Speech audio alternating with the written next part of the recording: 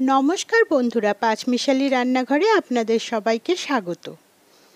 এই গরম থেকে বাঁচার জন্য এরকম টক খাওয়া উচিত। তাই জন্য আমি নিয়ে এসেছি ভোলা মাছের টক ঝাল। আসুন দেখি আমি ভোলা মাছের টক ঝাল কিভাবে রান্না করি। প্রথমে আমি নিয়ে নিয়েছি টমেটো, কাঁচা লঙ্কা, রসুন, 1 চামচ সর্ষে, 1 চামচ পোস্ত আর কিছুটা জল দিয়ে এবার এটাকে বেটে নেব। এদিকে কড়াই বসিয়ে দিয়েছি। কড়াইতে দিয়ে দিলাম কিছুটা সর্ষের তেল। তেলটা গরম হলে এদিকে ভোলা মাছ কেটে ভালো করে ধুয়ে লবণ হলুদ মাখিয়ে রেখেছি। তেল গরম হয়ে গেছে, ভোলা মাছ দিয়ে দিলাম। আমি কিন্তু খুব বেশি ভাজবো না মাছগুলো। এক পিঠ মিডিয়াম আছে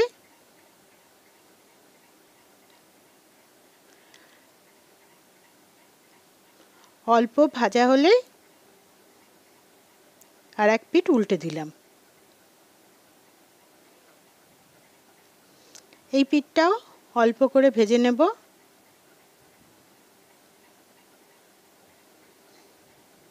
ভাজা হয়ে গেছে, এবার মাছটাকে তুলে নেব।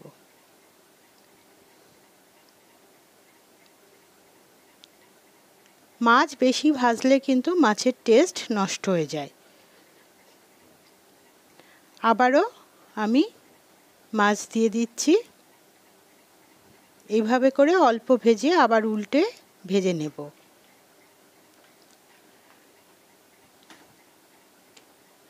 যেহেতু ভোলা মাছগুলো আমি সব ভেজে নিয়েছি, যেহেতু ভোলা মাছ অল্প মশলায় রান্না করলে ভালো লাগে না, তাই জন্য দিয়ে দিলাম কালো জিরে আর বেটে রাখা মশলা। মশলাটাকে ভালো করে কষিয়ে নেব। একটু নেড়েচেড়ে দিয়েই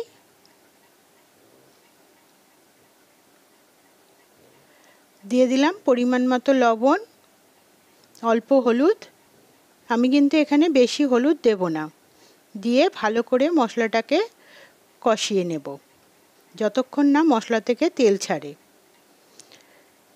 ভোলা মাছ অল্প মশলায় ভালো লাগে না, এখানে মশলাটাও বেশি হলো আবার রিচও হলো না।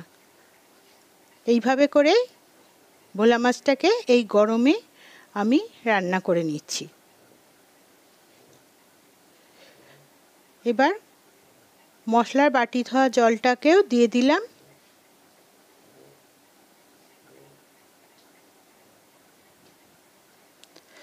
মশলা থেকে তেল ছেড়ে দিয়েছে, এখন আমি এর মধ্যে দিয়ে দিলাম আরও একটু জল। আর একটু জল লাগবে, এটা মশলাটাকে মিশিয়ে নিয়ে আবারও একটু জল দিয়ে দেব। আর জল দেব না। এখন আমি এর মধ্যে দিয়ে দিচ্ছি বীজ সমেত তেঁতুল। আপনারা চাইলে এখানে তেঁতুলের পাল্পও দিতে পারেন। এবার ফুটে উঠলে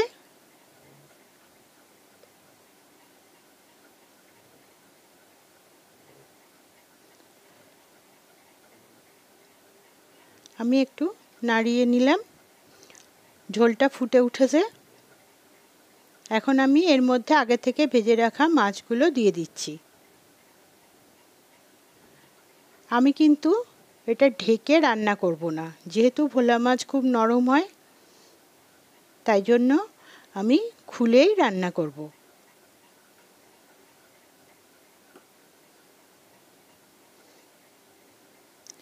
ভোলা মাছগুলোকে দিয়ে দিলাম।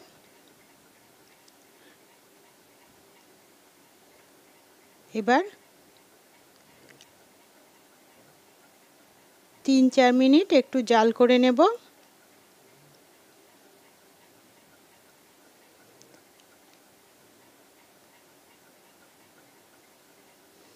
তিন চার মিনিট পরে এই মাছগুলোকে এবার উল্টে দিচ্ছি।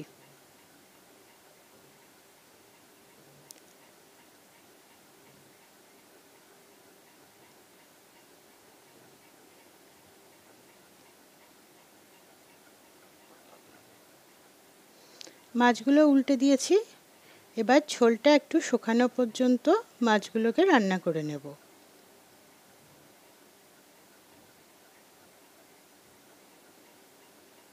ঝোল অনেকটা শুকিয়ে গেছে। আমার ভোলা মাছ রান্নাও মোটামুটি রেডি হয়ে গেছে।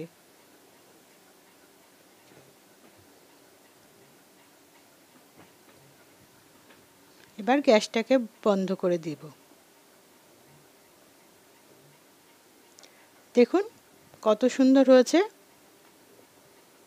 আপনারাও এভাবে রান্না করে আমাকে অবশ্যই কমেন্ট করে জানাবেন কেমন লাগলো। ভিডিওটি ভালো লাগলে লাইক, শেয়ার ও সাবস্ক্রাইব করবার অনুরোধ রইল।